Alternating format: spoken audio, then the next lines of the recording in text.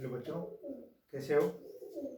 आज अपन CBSE class 10 की poem पढ़ेंगे, फायर एंड आइस, जिनके पोइट हैं रॉबर्ट फ्रॉस्ट, जिनके बारे में अपन पहले ही जान चुके हैं। डस्ट ऑफ स्नो जो इनकी पहले ही इनकी कविता थी, तो उनके बारे में अपन काफ़ी कुछ जान चुके हैं। और आज अपन पोएम फायर एंड आइस इसके बारे में पढ़ते हैं कि फायर एंड आग और आइस बर्फ, इनका संबंध एक मानवीय जीवन से, ह्यूमन बीइंग से, मानव जीवन से किस प्रकार मानव जीवन को प्रभावित करती है फायर एंड आइस। तो अपन देखते हैं इनमें। Some say the world will end in fire.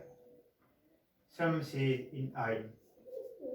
कि ये इस दुनिया वर्ल्ड का खात्मा है, वो अंत है, वो आग से होगा या बर्फ से होगा। इसके बारे में दो ओपिनियन है, विचारधाराएं हैं, लोगों का ऐसा मत है, सोचते हैं वो कि किसी भी चीज का कोई न कोई अंत का कारण बनता है। जैसे इसमें आगे दिया है इनके बारे में कि किस प्रकार से जो फायर है और आइस से बर्फ का कारण बनेगी। From what it I have tested of desire, desire यानी विल, इच्छाएं, अपन इच्छाएं करते हैं, अपनी विश है, अपनी क्या है, इसके बारे में टेस्टेड यानी एक्सपेरिमेंट, अनुभव है, अनुभव होता है, चखना भी होता है, उसका क्या स्वाद है, क्या अनुभव है। आई हैव, जहाँ तक मेरा सवाल है कि जो अनुभव है उनके बारे में, कि मेरा मानना है कि इस दुनिया के अंत का कारण जो डिजायर यानी इच्छाएं बनेगी। अपनी जो महत्वाकांक्षाएं हैं, जब अपनी महत्वाकांक्षाएं बढ़ जाती है तो अपन किसी का भला बुरे के बारे में नहीं सोच पाते हैं कि उसका भला होगा या नुकसान होगा, लेकिन अपनी खुद की सेल्फिश यानी स्वार्थ जो टेंडेंसी प्रवृत्ति होती है, उस पर अपन वशीभूत होकर के उसी के बारे में अपन ज़्यादा सोचने लगते हैं, उसी अनुसार अपन काम करते हैं।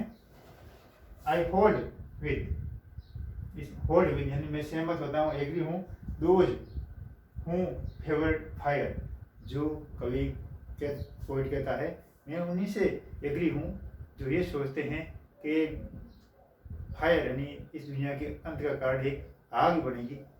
तो कवि मानता है कि मैं भी इस दुनिया के ऐसे लोगों के साथ हूँ तो ये मानते हैं कि इस धरती का, इस दुनिया का अंत आग से होगा।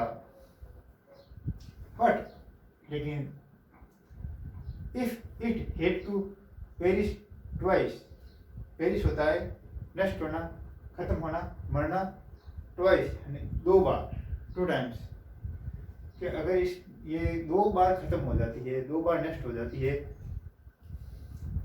आई थिंक, मैं सोचता हूँ, आई नो, मैं जानता हूँ, इनफ ऑफ हेट यानी जो मेरी जानकारी है वो उसका दूसरा कारण क्या है, हेट यानी लोग डिसलाइक करते हैं, दूसरे को घृणा करते हैं, नापसंद करते हैं, उनके बारे में उनकी अलग तरह की धारणाएं हैं, और जिनके कारण वो अपने दिमाग, उनके प्रति एक हेट यानी डिसलाइक, वो टेंडेंसी यानी वो थॉट आ जाते हैं, जैसे वो उनके प्रति एक गलती बन जाती है, जिसके कारण उनको डिसलाइक करते हैं।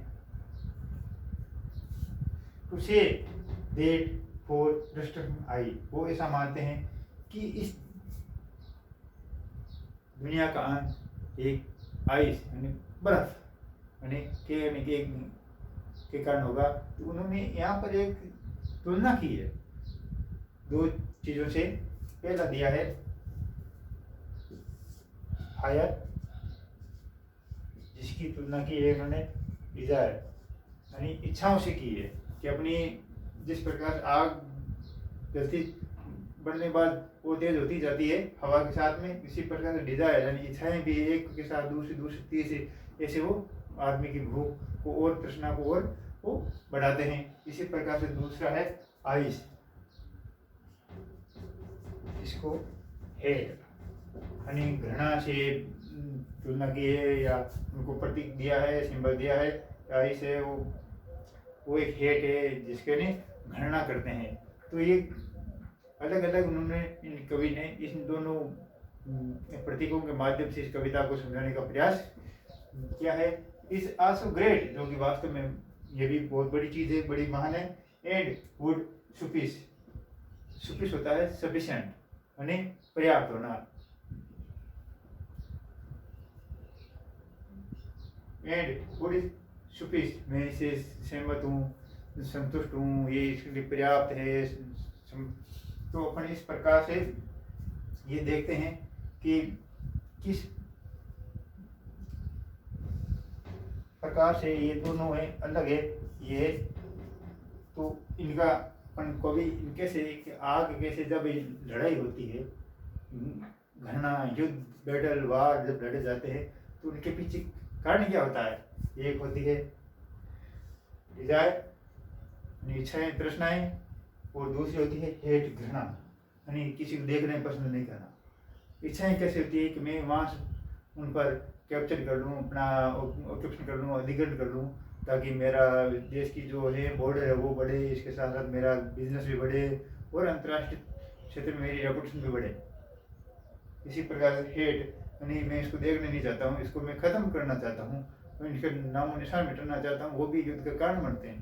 तो डिज़ायर और हेट है, ये दोनों युद्ध के कारण हैं, जिसके कारण ये मानव जीवन है जो प्रकृति पर है, ये इसके लिए खतरा है एक तरह से। धन्यवाद।